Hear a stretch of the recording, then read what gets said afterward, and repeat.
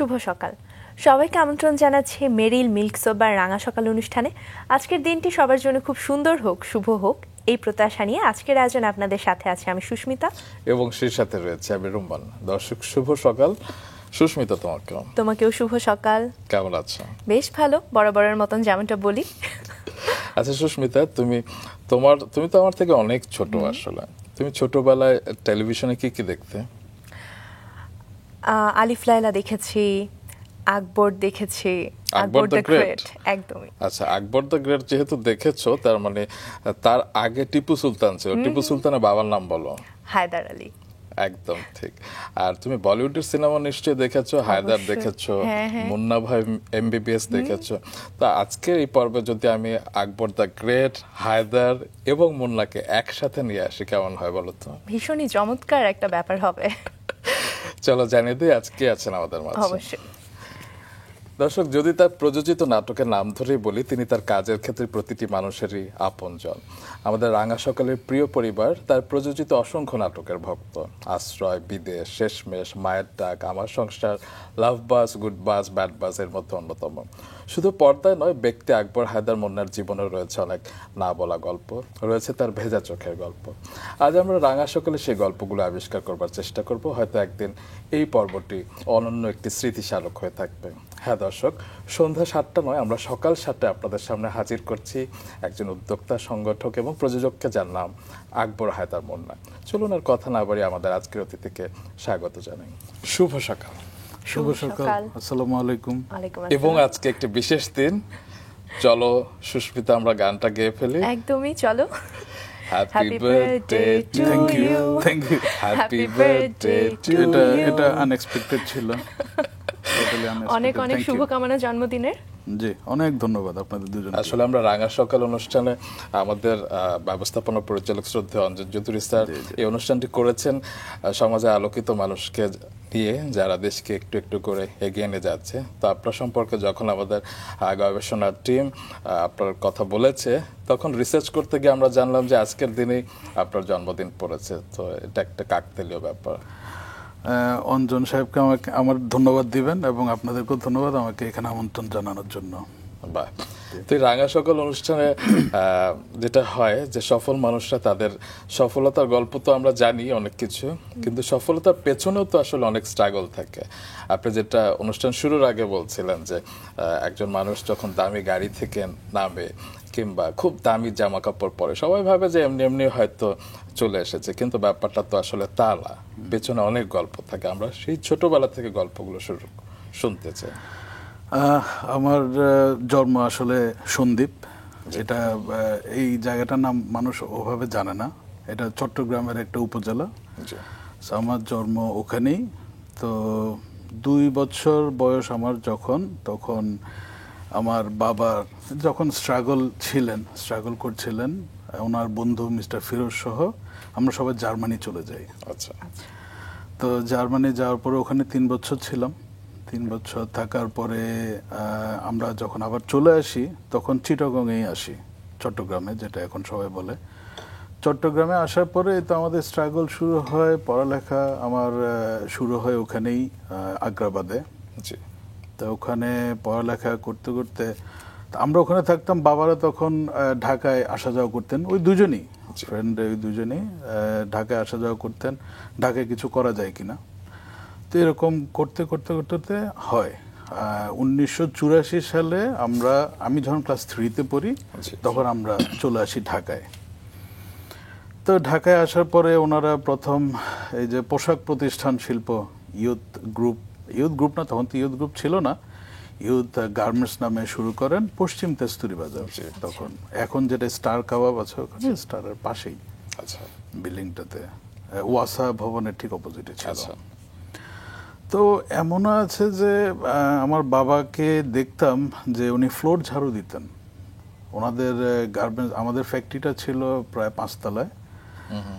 যখন শিপমেন্ট যেত, তখন এই ঘাড়ে করে কার্টুন নিয়ে এসে গাড়িতে ওনারা উঠেছেন। এমন আছে যে আমার বাবাকে আমি 1 মাসও দেখি নাই। কেন?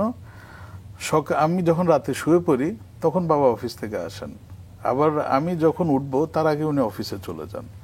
তো এমন স্ট্রাগলের সময় দেখা যাচ্ছে 1 মাসও দেখিনি। আমরা আবার বাবাকে খুব ভয় পেতাম। তো বাসা থেকে আমাদের ফ্যাক্টরিটা খুব কাছাকাছি ছিল। এমন আছে যে স্কুল থেকে এসে দৌড়ে গিয়ে পর্দার একটু সরিয়ে আব্বুকে দেখে চলে আসতাম, ভয়ে কথা বলতাম না। তো এই সব করতে করতে আল্লাহর রহমতে ওনাদের ওই যে ডেডিকেশন ছিল, হার্ড ওয়ার্ক ছিল, অনেস্টি ছিল, এই 3টা দিয়ে আমরা আস্তে আস্তে আস্তে আস্তে আস্তে মানে আজকে হয়তো আপনাদের সামনে এখানে বসে আছি আর কি।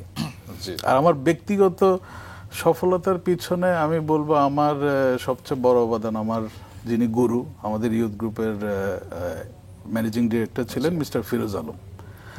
তা আমি যখন মোটামুটি 2004 সালে MBA কমপ্লিট করি, এক্সিকিউটিভ MBA, তো উনি আমাকে বললেন যে ঘোরাঘুরি না করে আমার সাথে তুমি থাকো।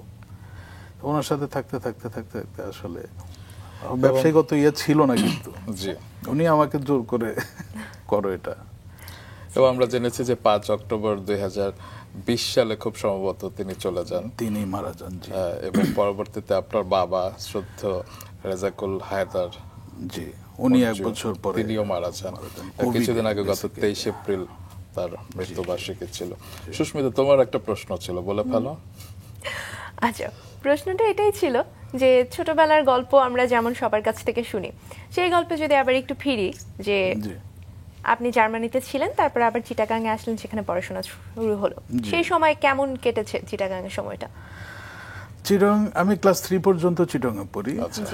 তো আমাদের আসলে আপনারাও বুঝতে পারেন যে ওই টাইমের কথা কিন্তু আসলে অত মনে থাকার কথাও না, বাট আমার মনে আছে আমরা বহুতলা কলোনিতে ছিলাম।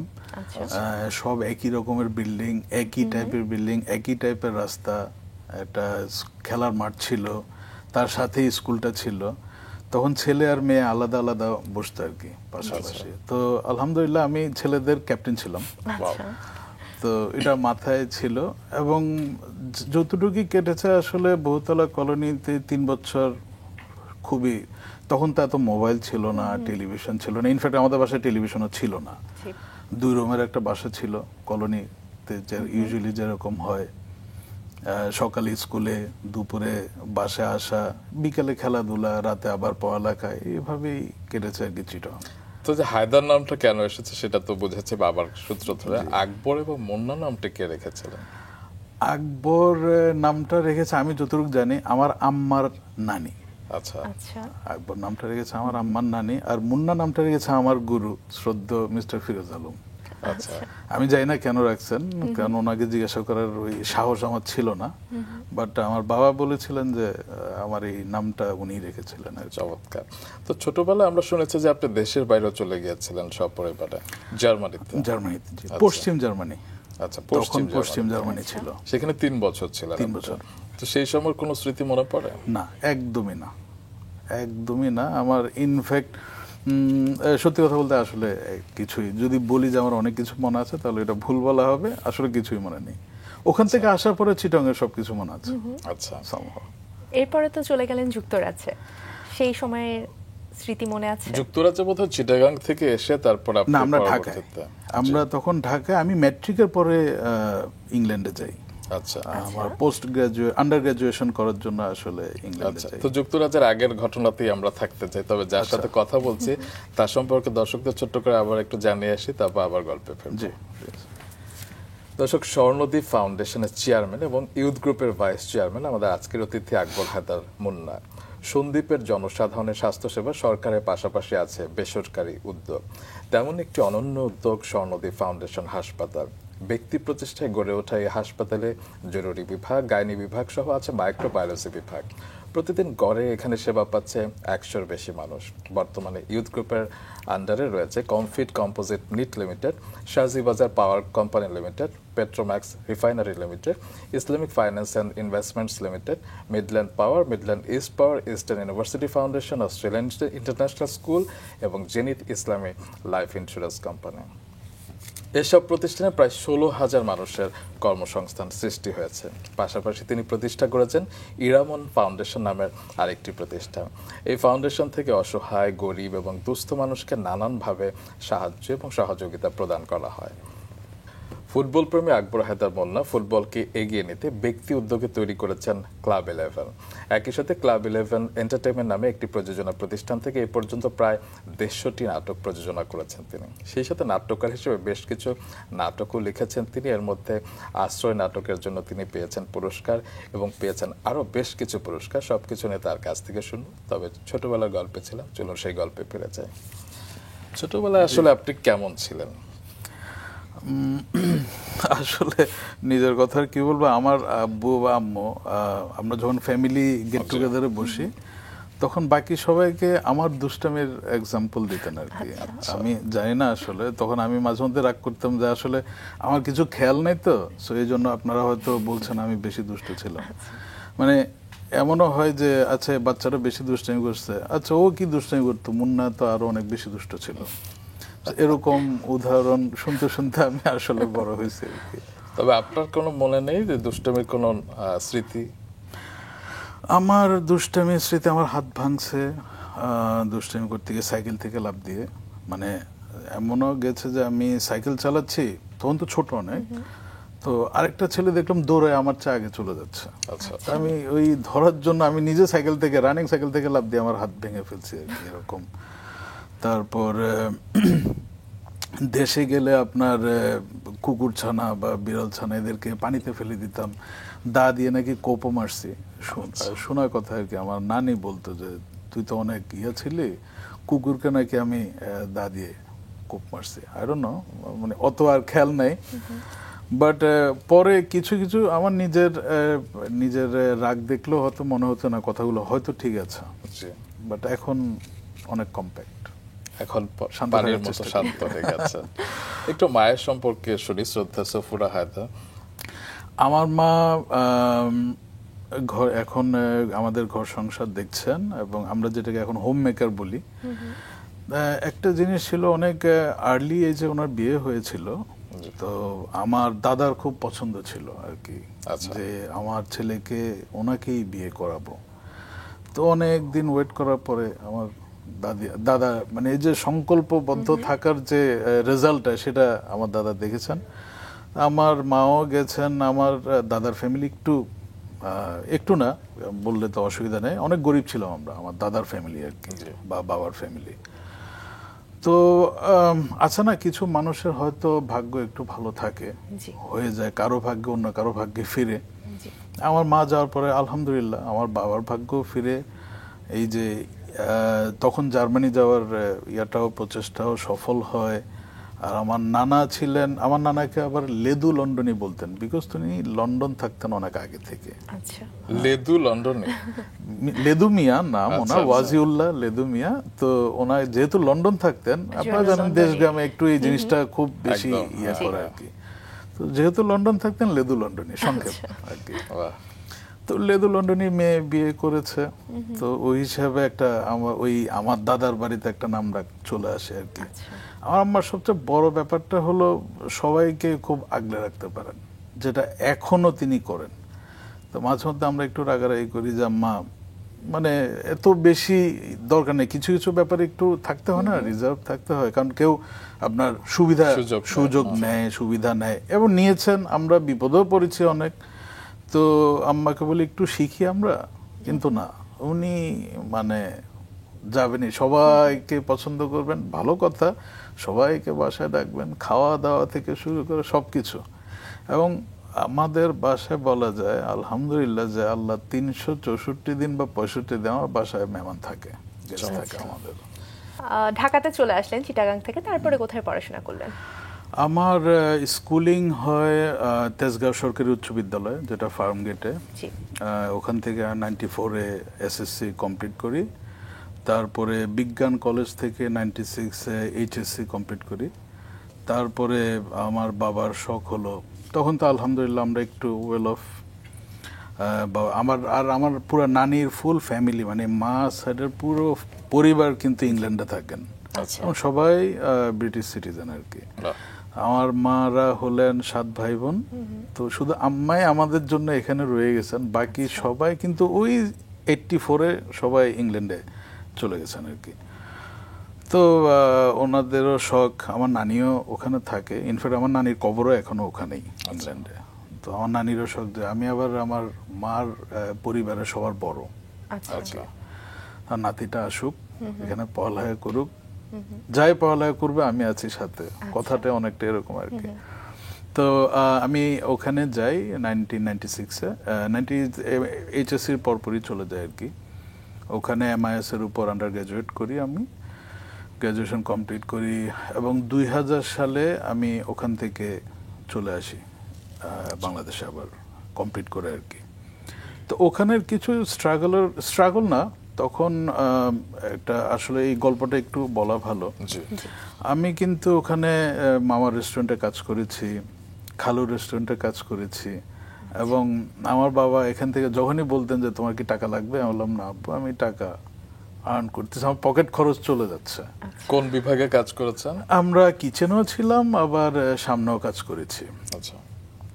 এবং আব্বুকে বললাম যে আমার হয়ে যাচ্ছে, লাগবে না টাকা, যেহেতু থাকি মামার সাথেই থাকি ওখানে। রেস্টুরেন্টের উপরে চিলাকোঠা ঘর ছিল একটা, খুব সুন্দর, ওখানে থাকতাম আর কি। আচ্ছা। তো পড়ালেখা ওখান থেকেই করেছি, এবং আমাদের তো বিকাল পর্যন্ত ক্লাস, বিকেলের পরে তো ফ্রি, বসে বসে কি করব, তখন আমরা এই রেস্টুরেন্টে কাজ করি আর কি।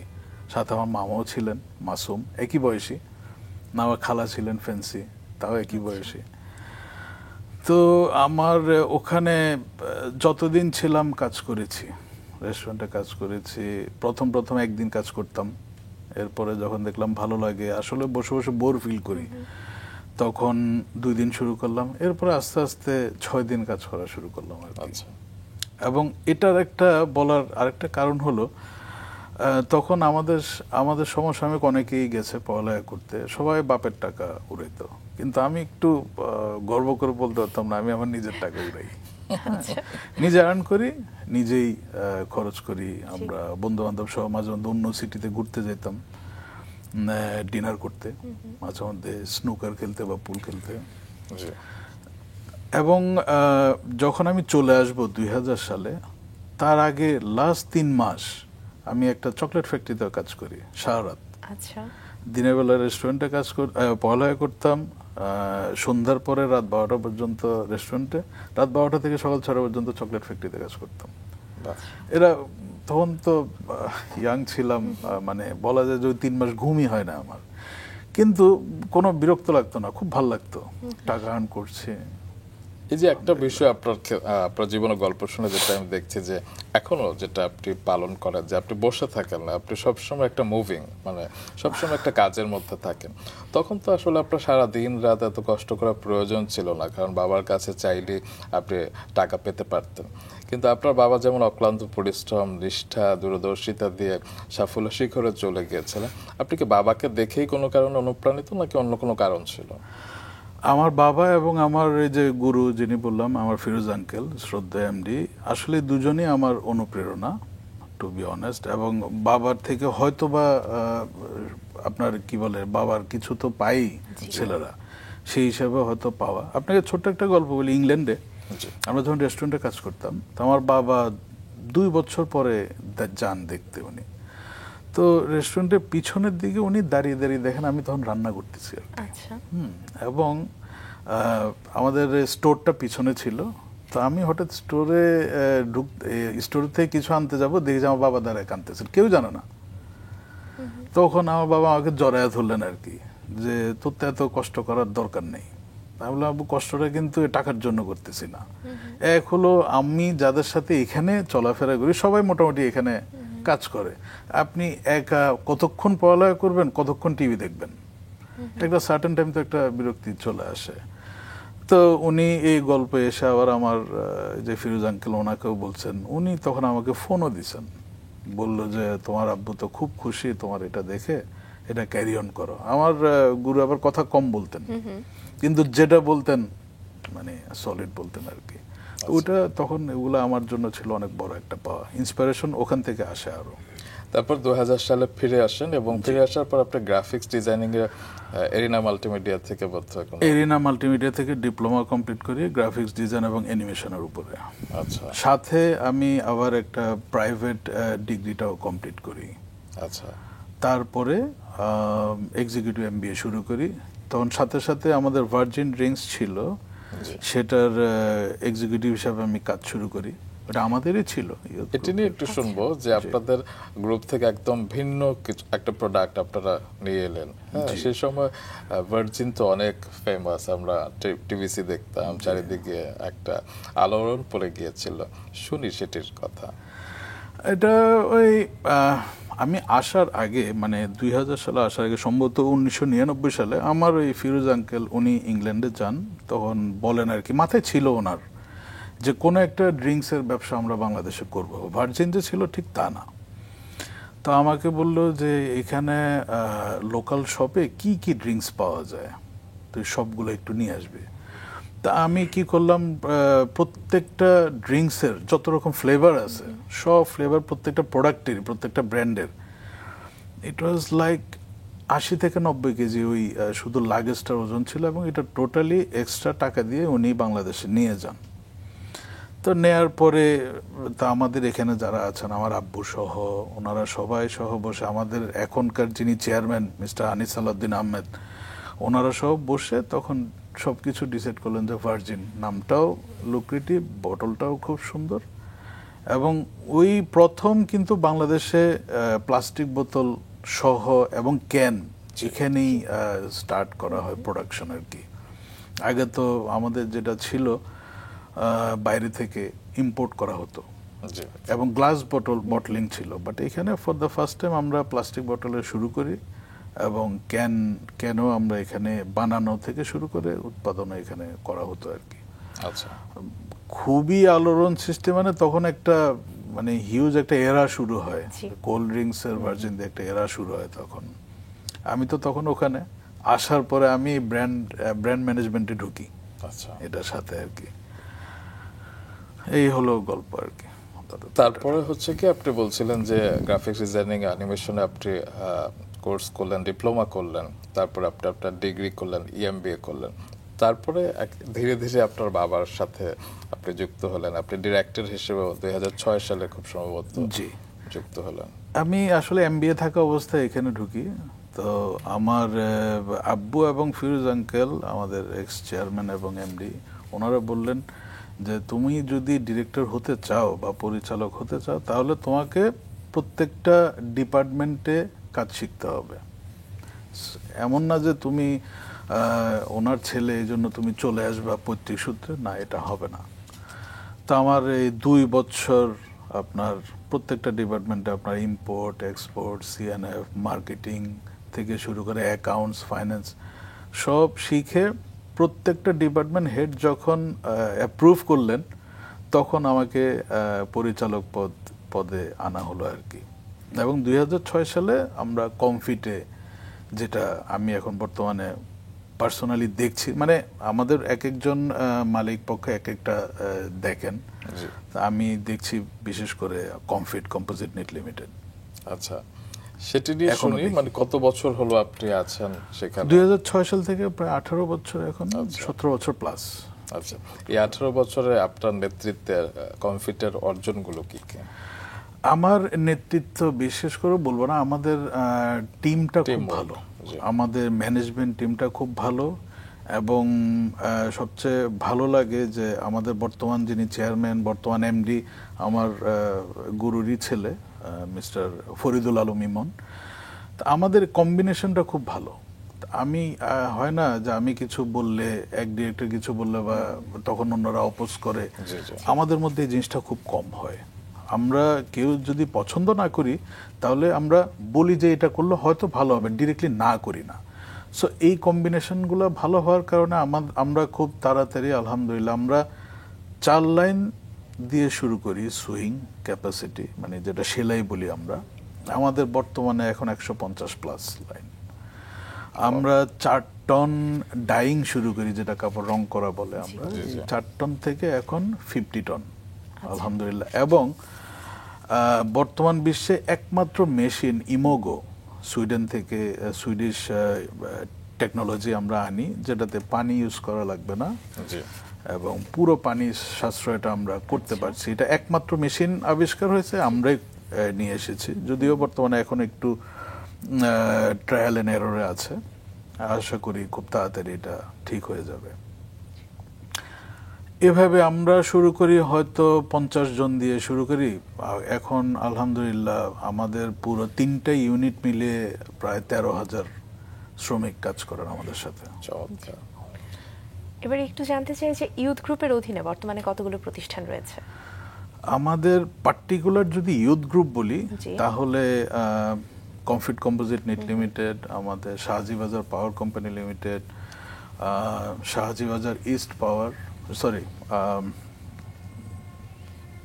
মিডল্যান্ড পাওয়ার, মিডল্যান্ড ইস্ট পাওয়ার, এগুলো হলো আমাদের ইউথ গ্রুপের আন্ডারে। জি। আর রুমন ভাই যেটা বললেন যে আপনার অস্ট্রেলিয়ান ইন্টারন্যাশনাল স্কুল বা ইস্টার্ন ইউনিভার্সিটি, এখানে অন্যান্যদের সাথে আমাদের একসাথে আর কি, আর আচ্ছা। অন্যান্য গ্রুপ থেকে আরো লোকজন আছেন, জি জি। আরো মানুষ আছেন, ওরা সহ একসাথে করা। আর পার্টিকুলারলি যদি বলি তাহলে এগুলাই আমাদের ইউথ গ্রুপের আন্ডারে। জি। অনেক কাজের কথা আমরা শুনছি আপনার কোম্পানি এবং আপনার কাজ নিয়ে। এবার একটু যদি কাজের বাইরে সরে অন্যরকম প্রশ্ন আমরা করি, কাজের প্রসঙ্গে আবার ফিরবো, কিন্তু এত কাজের মাঝখানে এখন একটু অবসর পেলে কি করতে ভালো লাগে? এখন একটু অবসর পেলে যে একটু নাটক নিয়ে বেশি সময় কাটানো হয়, ওইটা সেটাও তো অবসরের কাজ কাজ। আপনার। গল্প দেখা বা গল্প সিলেক্ট করে কিছু গল্প কনসেপ্ট মাথায় নেয়া। জি। আর আমি নিজে একটু নিজেকে একটু সময় দেওয়ার ব্যাপার থাকে তো, আর আমি মেয়েদেরকেও একটু সময় দেওয়ার চেষ্টা করি, জি। কম দিতে পারি বাট একটু চেষ্টা করি সময় দেওয়ার। আমার 2টা মেয়ে। ঘোরাঘুরি একটু পছন্দ করি, বাইক চালানো, আচ্ছা। আর সুযোগ পেলে হয়তো গাড়ি দিয়ে একটু লং ড্রাইভে চলে যায়। এখন যেহেতু আপনার এক্সপ্রেস হয়ে আছে, এর একটা ভালো, রাত্রে মোটামুটি 11টার পরে চলে গেলাম, 300 ফিটে চলে গেলাম, মানে ড্রাইভিং করে একটা ভাল লাগে আসলে। জি। এইটাই। তো আবারও কাজের প্রসঙ্গে ফিরি, এবং সবচেয়ে যে কারণে আজকে আপনার সাথে আমি কথা বলতে কিংবা আমরা কথা শুনতে আসলে বেশি ইন্টারেস্টেড, সেটি হচ্ছে স্বর্ণদী ফাউন্ডেশন নিয়ে আমরা জানতে চাই। সেখানে চেয়ারম্যানের দায়িত্ব পালন করছেন আপনি। প্রথম চেয়ারম্যান ছিলেন আমার বাবা, জি। এবং ওনার মারা যাওয়ার পরে মোটামুটি সবাই আমাদের বললো যে তুমি একটু দেখো, তো দেখতে দেখতে আসলে হয়ে যাওয়া আর কি। তো এটার পেছনে গল্পটা হলো, আমার শ্রদ্ধেয় গুরু মিস্টার ফিরোজ আলম যখন শেষ দিকে একটু অসুস্থ বেশি হচ্ছিলেন, তো ওনারা তো 2জন আসলে সন্দ্বীপে, আমার বাবা এবং আঙ্কেল সন্দ্বীপে থেকেই তো বড় হয়ে আসছেন। তো সন্দ্বীপ যেহেতু চলা আসা যাওয়া বা ট্রান্সপোর্টেশনের খুবই অসুবিধা, জি। বিকজ আপনি নদীপথ পুরোটা, কারণ নদীপথ আর আকাশপথ। তো আকাশপথ তো স্বাভাবিকভাবে একটু এক্সপেন্সিভ, সবার পক্ষে সম্ভব না। নদীপথ যখন গরমকাল আসে, যখন পার্টিকুলারলি এই সময় যদি বলি, মানে খুবই ভয়ঙ্কর। আপনার নদী এত উত্তাল থাকে, আপনি স্টিমারে বা আমরা জাহাজ যেটাকে বলি, এখানে যাওয়া ছাড়া স্পিড বোট খুব টাফ, বা ট্রলার নৌকা খুবই বিপজ্জনক। তো চিকিৎসা সেবা তো আমাদের সন্দ্বীপ অনেক পিছানো। তো এই অবস্থায় উনি বললেন, আব্বুর সাথে কথা বললেন যে আমরা যেহেতু আল্লাহ আমাদেরকে দিয়েছেন, জি। আর দেশের প্রতি আমাদের একটা রেসপন্সিবিলিটিও আছে, চলো আমরা একটা হসপিটাল করি। তো যেই কথা সেই ভাবা, বা যেই ভাবা সেই কাজ। আসলে ওনারা বসেন, জায়গা দেখেন কোথায় করলে ভালো হয়। এখন বর্তমানে যে জায়গাটা ওনারা কিনেন, কেনার পরে সব প্ল্যান ট্যান শুরু হয়। 2 বছরের মধ্যে কাজ শেষ হয়ও, কিন্তু দুর্ভাগ্যবশত উনি দেখে যেতে পারেননি আর কি। তার একদিন আগেই প্রথম। তার একদিন না, সম্ভবত 2 না 3 মাস আগে, আমার ঠিক খেয়াল নেই, 2 না 3 মাস আগে উনি মারা যান। তো মারা যাওয়ার পরে আমরা, সরি, যেদিন মারা যান আমরা 1 বছর পরে আমরা উদ্বোধন করি আমাদের হসপিটালটা একই দিনে। আব্বু বললেন যে উনি মারা গেছেন, এটা ওনার একটা বড় স্বপ্ন ছিল, তো আমরা চলো এই সেম ডেতেই উদ্বোধন 5 করি। অক্টোবর। 5 অক্টোবর। তো সেম ডেতে আমরা উদ্বোধন করি। এবং সত্যি কথা বলতে কি, আমার বাবার সাথে আমার আঙ্কেলের এরকম ফ্রেন্ডশিপ জি। মানে আমার জন্মের পরে আমরা তো মোটামুটি অনেক জায়গায় ঘোরাঘুরি করেছি, বা আমাদের নিজেদেরও বন্ধুত্ব আছে, ফ্রেন্ড আছে। এরকম বন্ধুত্ব আমি আমার লাইফে কোথাও দেখিনি। এবং ওনাদের পার্টনার বা বন্ধু বান্ধব ওনারাও যারা দেখতেন, হিংসার চোখে দেখতেন আসলে। এমনই বন্ধুত্ব। আপনাকে একটা জিনিস বললে বিশ্বাস করবেন না হয়তো, আমার ফিরোজ আঙ্কেল মারা যাওয়ার পরে, আমার বাবা মারা যাওয়ার আগ পর্যন্ত এমন কোনো সকাল নাই যে ফজরের নামাজ পড়ে উনি কান্নাকাটি করেন না, আল্লাহর কাছে দোয়া করেন নাই ওনার বন্ধুর জন্য। এটা হলো ওনাদের ফ্রেন্ডশিপ। তো ইভেন উদ্বোধনী দিনে আমার বাবা অনেক কান্নাকাটি করেন, কারণ মানে বলা যায় যে শরীর দুইটা কিন্তু আত্মা হয়তো একটাই ছিল। আমরা এটাও বলি যে এই শোকে শোকে আমার আব্বু হয়তো একটু আর্লি চলে গেছেন আর কি। তখন কোভিডের সময় সুস্থ দেহেই নিয়ে গেলাম, কিন্তু হসপিটাল থেকে আর ফিরে আনতে পারিনি আর কি। তো এই ফাউন্ডেশন আলহামদুলিল্লাহ পুরো সন্দ্বীপে, আপনারা ফেসবুকেও দেখতে পারেন, আমাদের ছবি টিভি আছে। এত সুন্দর, আমার মনে হয় চট্টগ্রামেও নেই হাসপাতাল। এবং আমার বাবার ফিরোজ আঙ্কেল বলতেন যে মানে ওনার বলা আমাদের জন্য অনেকটা সত্যি কথা হাদিসের মতো ছিল, যে তোমরা এত টাকা দিবা, আমরা তো জাকাত দিই, উল্টাপাল্টা দেওয়ার দরকার নাই, আমরা একটা ফান্ড করতেছি, তোমরা এই ফান্ডে টাকাটা দিবা। এটাকে 25 কোটি টাকা ব্যয় নির্মিত হয়েছে। 25 কোটি টাকা ব্যয় নির্মিত। আচ্ছা। এবং আমরা চেষ্টা করছি সন্দ্বীপে ঠিক যা যা দরকার, খুব বেশি দরকার যেগুলো, সবকিছু আসলে অনেক সময় আপনি চাইলেও করতে পারেন না, বিকজ আপনার অনেক কিছু ইলেকট্রিসিটির ব্যাপার থাকে, আপনার অনেক স্ট্রং ইনফ্রাস্ট্রাকচার থাকা লাগে, যেটা আমরা সন্দ্বীপে চাইলেও হয়তো পারবো না, বা ভবিষ্যতে হয়তো হবে। কারণ আগে তো আমাদের সন্দ্বীপে ইলেকট্রিসিটিও ছিল না। বর্তমানে যিনি এমপি আছেন উনি তো ইলেকট্রিসিটিও নিয়ে গেছেন, হয়তো অদূর ভবিষ্যতে আরো উন্নতি হবে। আমরাও চেষ্টা করব যুগের সাথে সাথে তাল মিলিয়ে হসপিটালটাকে আরো ডেভেলপ করা চেষ্টা করছি। এবং এখানে আমাদের আগের সন্দ্বীপ একটু অজপাড়াগা, আপনারাও হয়তো জানেন, বিশেষ করে মহিলারা, মারা বা বোনরা মানে হয়তো মারা যাবে কিন্তু ডাক্তারের কাছে যাবে না, লজ্জা বেশি আমাদের সন্দ্বীপে। তো এটা অনেকটা কাটিয়ে উঠতে পেরেছেন, এখন অনেক মা বোন আসে। ইভেন আমাদের হসপিটালে এমনও গেছে, যিনি গাইনি ডাক্তার আছেন লাইজু ম্যাডাম, ওনার আন্ডারে বিয়ের পর থেকে এখন বাচ্চা হওয়া পর্যন্ত ওনার আন্ডারে আছেন আর কি। এটা উই ফিল গুড, আমাদের ভালো লাগছে যে আছে না, এখন যুগের সাথে অনেকে তাল মিলাচ্ছে, বিয়ে করার পরপরই যে প্ল্যানিং চলে, ডাক্তারের সাথে পরামর্শ করা, এটাও এখন সন্দ্বীপে আসছে।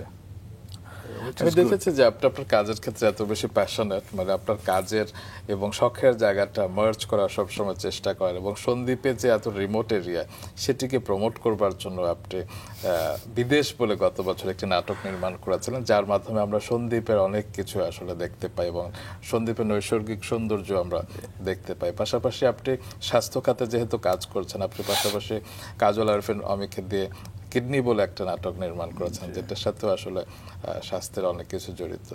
তো এই যে ভালো লাগা এবং প্রফেশন এবং প্যাশন দুটাকে একসাথে করেন, এর পেছনে আসলে আপনার ভাবনা কি? জিনিসটা হলো ওই যে বললাম, সন্দ্বীপ নামটা, সন্দ্বীপ এত দূরে, সমুদ্র এলাকার একটা দ্বীপ, অনেকে নাম জানতো না। তো যেহেতু জন্ম আমার সন্দ্বীপে, আমার বললাম না, আমার বাবা এবং আমার আঙ্কেল যখন ওনাদের রেসপন্সিবিলিটি থেকে একটা হসপিটাল বানিয়েছেন, তা আমারও একটা ফিল হলো, আমারও একটা রেসপন্সিবিলিটি মানে ইনসাইড, যে সন্দ্বীপের নামটা মানুষ জানুক, একটু জানা উচিত।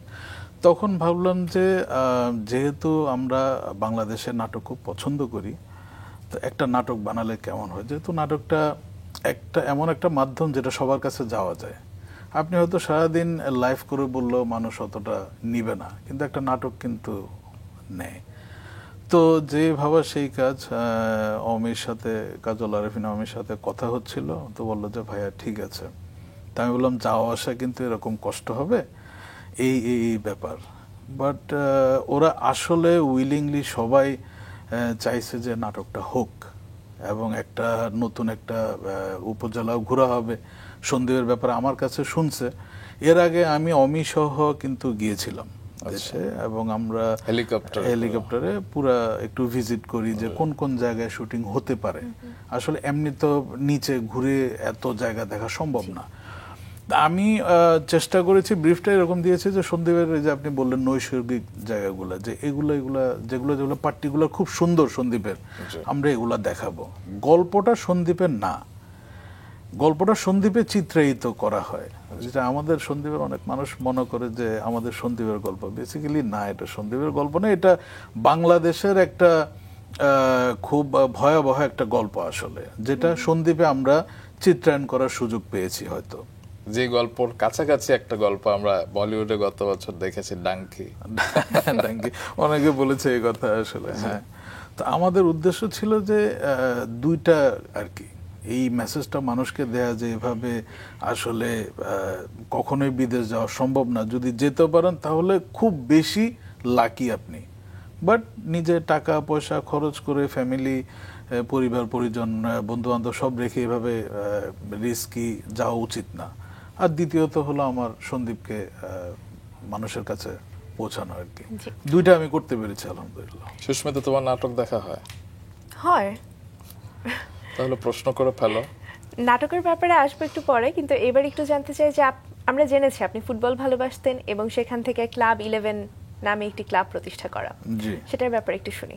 আচ্ছা, সেটার ব্যাপার হলো আমি যখন অফিস শুরু করার পরে তো মাঝে মধ্যে সন্ধ্যায় আসার পরে তো আস্তে আস্তে সন্ধ্যা হয়ে যেত আর কি।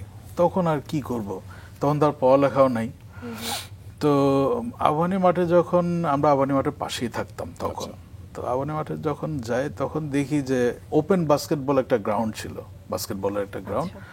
ওখানে সবাই টুকটাক একটা 100 পাওয়ারের বাতির নিচে খেলতেছে এবং স্কেটিংও করে, যে রোলার স্কেটিং যেটাকে বলা হয়, সরি। তো আমার লোভ লাগলো, তখন আস্তে আস্তে আমরা ছোটদের সাথে একটু মারামারি শুরু করলাম, বল মারামারি আর কি, অন্য কিছু না। তো দেখলাম যে 100 পাওয়ারের নিচে যদি এভাবে খেলা যায় তাহলে আমরা আরেকটু যদি চিন্তা করি তাহলে আরেকটু বড় পরিসরে হয়তো খেলা যায়। তো যেই ভাবা সেই কাজ, আমরা একটু লাইটিং টাইটিং শুরু করে, ভিতরে অনেক গল্প আছে, এত আসলে এত তো বলা সম্ভব না। আমাদের স্ট্রিট ফুটবল খেলা তখন থেকেই শুরু, এবং কি নাম দেয়া যায়, তো যেহেতু 11 জনের খেলা, আমরা ক্লাব 11 নামটাই দিলাম আর কি।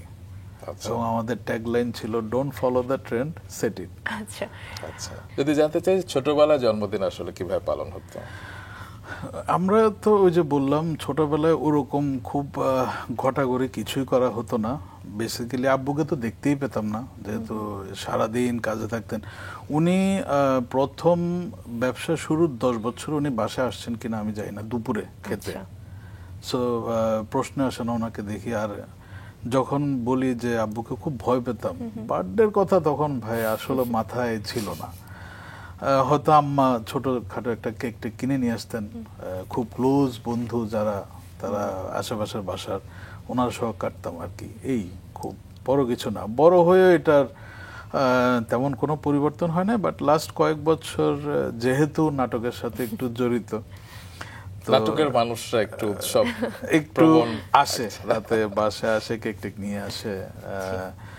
মাবরুর রশিদ বান্না, কাজল আরিফিন অমি, তপু খান, তারপর শহীদুল নবী, লাস্ট যে যদি আমি বলি, এরা আসছে বাসায়, কেক টেক নিয়ে আসছে। কেক আনার পরে সবাই মিলে বাচ্চারা সহ কাটাকাটি হলো। তো বিরতিতে যাবার আগে সুস্মিতার প্রশ্ন ছিল ক্লাব 11 এন্টারটেইনমেন্ট নিয়ে, বলে ফেলো। সেটাই একটু শুনি এবার। ক্লাব 11 এন্টারটেইনমেন্ট, এটা তৈরির চিন্তা কখন থেকে মাথায় এলো, সেই গল্প শুনি। আমি যখন এখনো ধানমন্ডিতে থাকি, বাট আগের বাসায় থাকা অবস্থায় আমরা দোতলায় ছিলাম, 5 তলায় মাবরুর রশিদ বান্না একটা নাটকের শুটিং এ আসে। চিনি না, তো ওই বাসার যাদের বাসা, আমাদের ছোট ভাই হয়, তখন বাসায় আসলো। আমার বাসায় আসার পরে একটু গল্প করছিলাম আর কি, যে এই ব্যাপার। তো আমি আসলে ম্যাট্রিকে যখন ছিলাম বা ইন্টারে যখন ছিলাম, তখন কিন্তু ফ্যাশন শোর সাথে একটু জড়িত ছিলাম আর কি। না, অর্গানাইজারের সাথে জড়িত ছিলাম। তো কিছু ব্যাপার তো থাকেই, আর যেহেতু ওই যে গ্রাফিক্স ডিজাইন বা অ্যানিমেশন, তো সবকিছু মিলে একটু মাথায় খেলা করে। জি। তখন আমি বললাম আচ্ছা ঠিক আছে, বান্নার সাথে আমাকে একটু পরিচয় করা দাও। তো বান্নার সাথে পরিচয় হওয়ার পরে আসলে যেদিন প্রথম পরিচয় সেদিনই আমরা প্রথম নাটকের কথা বলে ফেলি। তার কাছে গল্প হয়তো ছিল আচ্ছা। নিয়তি যে গল্প, এবং আমাদের চিটাগংয়ের ছেলে ইরফান সাজ্জাদ এবং শবনম ফারিয়া, এই দুজনকে নিয়ে, এবং মুশফিকার ফারহান, এই তিনজনকে নিয়ে আমাদের প্রথম নাটক শুটিং শুরু হয় রোজার মধ্যে। আমার এখনো খেয়াল আছে, রোজার মধ্যে। ঈদের জন্য নিশ্চয়ই ছিল। ঈদের জন্য ছিল, হ্যাঁ। যেহেতু একদম মানে চলে আসছিল ঈদ, একটা ভালো একটা মোক্ষম জায়গা যে একটা নাটক বা একটা চ্যানেলের যদি আবিষ্কার হয়, তো সবকিছু মিলে তারপর থেকে তো আসলে পেছন ফিরে তাকাতে হয়নি, এবং যেটা দেখা যায় যে ক্লাব 11 এন্টারটেইনমেন্ট যেসব নাটক প্রডিউস করে সেসব নাটকের ব্যাপারে দর্শকের একটা বাড়তি আকর্ষণ থাকে। এবং আমি যদি গ্যালোইদের কথাই ধরি, অনেক ফেসবুকে অনেক হয় না যে রিভিউ কিংবা অনেকে লিস্ট করে যে প্রিয় নাটক, সেরা নাটক, সেখানে প্রথম 4টা নাটকের মধ্যেই আসলে ক্লাব 11 এন্টারটেইনমেন্টের নাটক। তো নিশ্চয়ই এমনি এমনি হয়নি এই অর্জন। আসলে অর্থলগ্নি তো যে কেউ করতে পারে, কিন্তু সেরা নাটক কিংবা মানসম্পন্ন নাটক নির্মাণের পেছনে নিশ্চয়ই কিছু সিক্রেটস রয়েছে, সেগুলো কি? বেসিক্যালি ওভাবে তো সিক্রেট মাথায় রেখে কাজ করি না, বাট একটা জিনিস আমি করি যে আমি গল্পটা খুব পছন্দ করি, চেষ্টা করি একটা ভালো গল্প দিতে। আমাদের নাটকের মূল জিনিসটাই থাকে গল্প। গল্প যখন আমাদের ভালো লাগে তখন আমরা চিন্তা করি আচ্ছা এই গল্পের সাথে কোন অভিনেতা অভিনেত্রী বা ক্যারেক্টার আর্টিস্ট যায়, আমরা তখন এটা চিন্তা করি কিভাবে এটাকে আরেকটু ভালো করা যায়, একটু অ্যাড অন করা যায়। পরিচালকরা মাঝে মধ্যে কিছু অপশন নিয়ে আসেন না, যে হয়তো বিয়ে বাড়িতে ভাইয়া যদি আমরা একটু এরকম এরকম সাজাই, লুকসটা একটু ডিফারেন্ট হয়, গ্র্যান্ড হয়, তখন ওগুলো একটু অ্যাড অন হয়।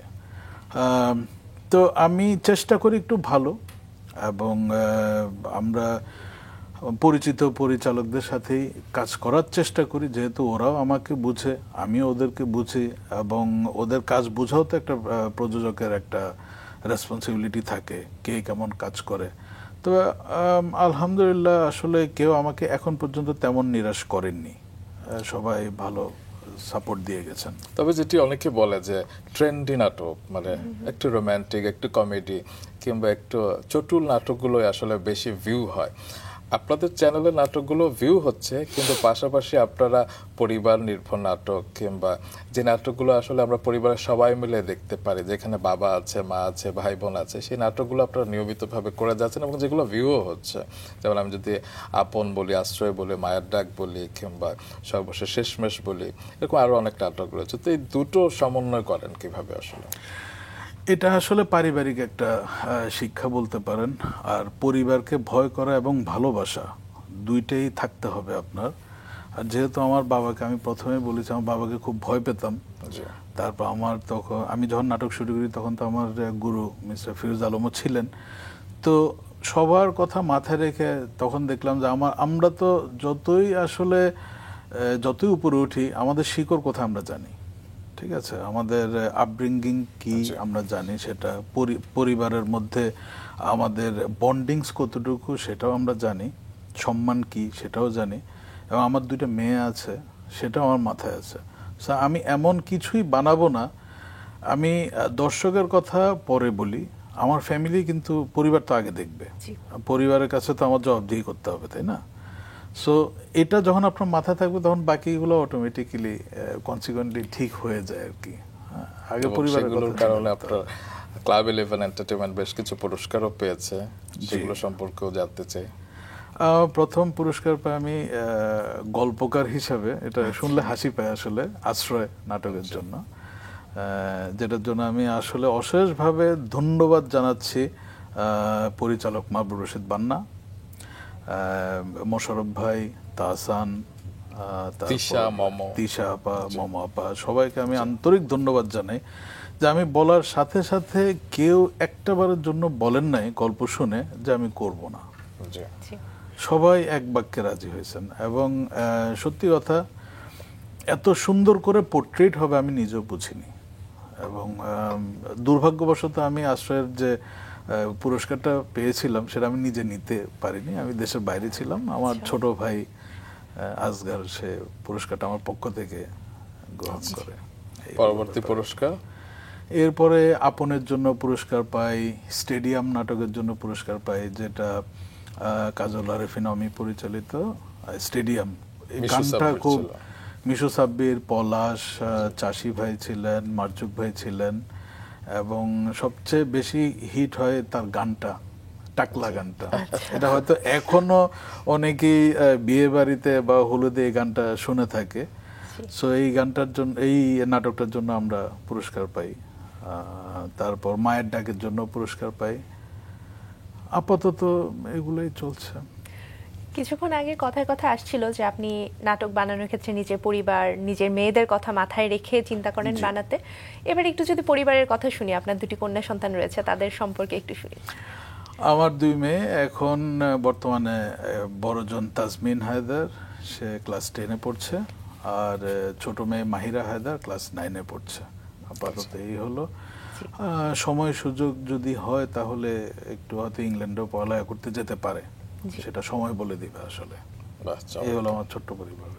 যখন মেয়েরা আপনার নাটক দেখে তাদের অনুভূতি কেমন থাকে? তারা কখনো শেয়ার করে যে বাবার দর্শকরা নাটক দেখে? শেয়ার করে। ওই যে আমি বললাম, আমি তো আমার পরিবারের কথা আগে মাথায় থাকে, সো ওরা খুব সময় করে এবং মনোযোগ দিয়ে নাটক দেখে। মেসেজগুলোও আমাদের তো একটু চেষ্টা করি গতানুগতিকের চেয়ে একটু বাহির থেকে নাটক বানানোর জন্য, যাতে কিছু মানুষ ফান মোডেও থাকতে পারে, আবার মেসেজটাও ফিল করতে পারে। মেসেজ কিন্তু অনেক নাটকে দেয়, কিন্তু ফিল করানোর ব্যাপারটা আমরা একটু চেষ্টা করি যে আচ্ছা মেসেজ দিয়েছে মাথায় ঢুকলো না, আমরা চেষ্টা করি একদম মাথায় বা হৃদয়ে ঢুকানোর জন্য আর কি। এবং সেটির জন্য আপনার সাথে পারফেক্ট ডিরেক্টররাও কাজ করেন, কাজল আরিফিন অমি, মাহবুবুর রশিদ বান্না সহ আরো অনেকে। এবং যেটি আমরা দেখেছি যে উদ্যোক্তা হলো হয় না যে ব্যবসায়ী, তাদের একটু কাঠখোট্টা হিসেবে সবাই দেখে, কিন্তু আপনি একজন উদ্যোক্তা পরিচয়, পাশাপাশি একজন আবেগপ্রবণ মানুষ। কারণ আবেগী না হলে আসলে গল্প বের হয় না, নাট্যকার হওয়া যায় না। আপনি সেটি হয়েছেন। তো একটু যদি জানতে চাই যে কখনো যদি বাবাকে কোথাও না কোথাও ফিরে পান, কি বলবেন? বাবাকে যদি ফিরে পাই, আর আসলে হয়াত মতের মালিক তো আল্লাহ, বাট চেষ্টা করব ওনার যে জীবিত থাকা অবস্থায় প্রথম উনি যা যা করতে পারেন নাই, যা যা খুশি পান নাই, যেটা যেটা ওনার মনে থাকে না অনেক সময় অনেক কিছু, যে আমি এটা করলে ভালো হতো, ওটা করলে ভালো হতো, এগুলো সব পূরণ করার চেষ্টা করব। এখানে ছোট্ট একটা গল্প বলি, শেষ করি। আমার বাবা ইংল্যান্ডে একবার গেছেন, আমার মামা সহ ঘুরতেছেন, উনি একটা ঘড়ি পছন্দ করেছেন, তো দাম শুনে উনি কিনবেন না। আচ্ছা।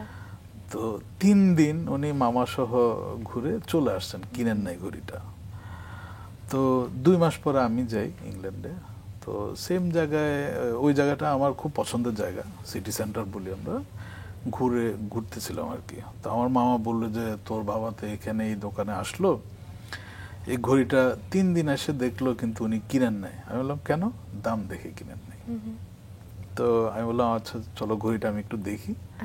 তো দাম দেখার পরে আমি বললাম ঠিক আছে আমি এটা নিচ্ছি, কারণ বাবাকে তো আসলে ওভাবে কিছু গিফট দেওয়া হয় না। তা আমি গিফটটা নিলাম, নিয়ে একদম বাংলাদেশে যখন আসি ওই গিফটটা আমার হাতে, বাকি সব তো লাগেজে ছিল, এই গিফটটা আমার হাতে। সকাল 9টার দিকে বাসায় আসি, আব্বু তো ইউজুয়ালি এর আগে অফিসে চলে যায়, তো বললাম যে আপনি বাসায় থাকেন, আমি আসতেছে। তো আমি বাসায় আসি, সালাম টালাম করে আমি ওনার হাতে দিই, তারপর বললি এটা কি? তা বললাম খুলি দেখেন। তো খুলতেছে খুলতেছে খুলতেছে, যখন ঘড়িটা দেখলেন ওনার চোখ দিয়ে সাথে সাথে পানি বের হয় আর কি। তো পানিটা আসলে দুঃখের ছিল না, খুব বেশি খুশির পানি ছিল এটা। উনি বললো যে কি দরকার তো ছিল এত টাকা খরচ করার। বললাম তো বাপকে তো আসলে দেওয়ার সুযোগ হয় না, এই জন্য একটা ছোট্ট গিফট দিয়ে, যে আপনার চোখের পানিটা আমার সবচেয়ে বড় গিফট ছিল। এবং আপনি বিশ্বাস করেন এই ঘড়িটা উনি অফিসে নিয়ে যায়, আমার গুরু ছিলেন মিস্টার ফিরোজ আলম, ওনাকে দেখান, মানে উনি নাকি ওই দিন অফিসে সারাক্ষণ উচ্ছ্বাসিত ছিলেন। এবং আমার আঙ্কেল ফিরোজ আঙ্কেল আমাকে ফোন করতে বাধ্য হন যে তুমি তোমার বাবাকে কি দিছো, তো সারাদিন শুধু একটু পরপর খুলে টিস্যু দিয়ে মুছতেছে, মানে ময়লা লাগানো যাবে না, ধুলা পড়া যাবে না, এত খুশি হয়ে গেছে। অথচ দেখেন উনি কিন্তু এই ঘড়ি নিজেই অনেকগুলো কিনতে পারতেন। জি। সো এরকম কিছু খুশি যদি উনি থেকে থাকে, ওনাকে আবার পেলে আমি এগুলা চেষ্টা করব। কারণ এটি শুধু একটা ঘড়ি না, হ্যাঁ, এটি হচ্ছে কি ছেলের হাত দিয়ে একটা ভালোবাসার একটা জিনিস বিশাল একটা এসেছে। আবেগের জায়গা, সেই ঘড়ির সঙ্গে একটা এক আবেগ। সূত্রে গেঁথে গেছে। একদম। আর মাকে বলা হয়নি এমন কোনো কথা আজকে অনুষ্ঠানের মাধ্যমে? না, মার সাথে আমি ঝগড়া করি এখনো, মার সাথে এখনো মা কোথাও গেলে আমাকে বলে যায়, বা আমি কোথাও গেলে মানে দূরে কোথাও গেলে বলে যায়। ওই সম্পর্কটা আছে আমাদের, আলহামদুলিল্লাহ। এটা এখনো আছে, থাকবে ইনশাআল্লাহ। এবং আপনার গুরুর কথা আপনি বারবার যার নামটি নিচ্ছেন, তার কোনো কথা যেটা সারা জীবন আপনি ধরে রাখতে চান, আঁকড়ে থাকতে চান, এরকম কিছু মনে পড়ে? আমার একটা কথা এখনো মনে পড়ে, যখন ব্যবসা শুরু করি তখন ওনার সাথে কথা হচ্ছিল। আমি জিজ্ঞাসা করলাম যে আঙ্কেল, এটা আমরা যদি এভাবে এভাবে করি,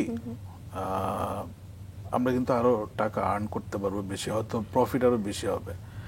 তখন উনি বললেন যে তোমার কি এখন রাতে ভালো ঘুম হয়? আমি বললাম জি হয়। তুমি কি একা রাতে বের হতে পারো, ভয় লাগে? আমি বললাম না, আমার সাথে কেউ থাকে না। তাহলে এভাবেই থাকো। মানে ওটা একটু অন্য টাইপের ছিল আর কি, আমাকে এক্সট্রা ঝামেলা পোহাইতে হইতো হয়তো, কিন্তু ওনার ওই দিনের এই উপদেশটা আমার আজীবন মনে থাকবে। এখনো এটা আমরা বুকে ধারণ করেই আছি, ওভাবেই ব্যবসাটা আমরা চালিয়ে যাচ্ছি আসলে। এবং আপনি বললেন যে বারবার কেন বলি, একটা মানুষের ওই যে বললাম, আমি আজকে আপনাদের সামনে বসে আছি মাছরাঙা টেলিভিশনের মতো একটা টিভিতে, আমি ইন্টারভিউ দিচ্ছি বলা যায়। এটার পিছনে আমার বাবার তো হাত আছেনি, উনি আমার পিতা, এই মানুষটার অনেক বড় অবদান। ঠিক আছে, বললাম না আমি তো তখন দুষ্টামি করছিলাম, উনি হাতে ধরে আমাকে প্রত্যেকটা জিনিস শিখিয়েছেন। শিখানোর পরেই আমি হয়তো পার্টিকুলারলি আমি মার্কেটিংটা খুব পছন্দ করি আজকে এখানে। এবং প্রথম 1 বছর তো উনি আমাকে এত কষ্ট দিয়েছেন যে কমফিট যখন 2006 সালে শুরু করি, একটা পর্যায়ে আমি ওনাকে জিজ্ঞাসা করলাম যে আঙ্কেল, আপনি মানে খুশি করা যায় না কেন আপনাকে? তখন আঙ্কেল হাসলেন, হেসে বলতেছেন, আমি যদি তোমাকে প্রেশারটা না দিতাম তুমি 1 বছরে এই কাজ শিখতে পারতে না। এটা একদম সত্যি কথা, যেটা মানে ওই যে বললাম ওনাকে খুশি করতে হলে আমার কি কি করতে হবে, আমি তাইতেই জোর করে একবারের জায়গায় 2বারও করতাম, 2বারের জায়গায় 3বার করতাম। তো এক্সপিরিয়েন্সটা অনেক বেশি হয় আর কি, এজন্য আমি বারবার ওনার কথা বলি এবং আজীবন বলে যাবো আসলে। এবং আমরাও শ্রদ্ধা ফিরোজ আলমের জন্য অনেক দোয়া করি, এবং তিনি যেখানে আছেন নিশ্চয়ই ভালো আছেন। আপনার বাবা মা সবার জন্য আসলে দোয়া করি, কারণ ওই সন্দীপের ছোট্ট বাড়িতে বসে কেউ যদি অনুষ্ঠানটা দেখে থাকে তাহলে তারা নিশ্চয়ই আপনাদের সবার জন্য আশীর্বাদ করছে, কারণ আপনারা তাদের জন্য, সমাজের জন্য, দেশের জন্য অনেক কিছু করে গেছেন, এবং আশা করছি বাবার পথ ধরে আপনি সামনে এগিয়ে যাবেন। অনেক অনেক ধন্যবাদ আজকে সকালটিকে রাঙিয়ে তোলবার জন্য। আবারও শুভ জন্মদিন। Thank you. এবং মাছরাঙা টেলিভিশনকে অনেক ধন্যবাদ, রুম্মান ভাই, তারপর আপনার সুস্মিতা আপু, সবাইকে, এবং আপনাদের যে অঞ্জন চৌধুরী আপনাদের ম্যানেজিং ডিরেক্টর, আপনাকেও ধন্যবাদ। মাছরাঙা টেলিভিশনকে অনেক ধন্যবাদ আজকে আমাকে এখানে বলা যায় যে অপ্রীতিকর অবস্থায় বসে ইন্টারভিউ দেওয়ার জন্য। এবং আমি খুবই খুশি যে আপনারা ভালো জিনিস প্রমোট করেন, এটা আমার খুব ভালো লেগেছে আসলে। আমি পরের বার আসতে চাইলো আবার আসবো মনে হচ্ছে, ওই বিশ্বাসটা চলে আসছে। ভালো থাকবেন। ধন্যবাদ, থ্যাংক ইউ, ধন্যবাদ।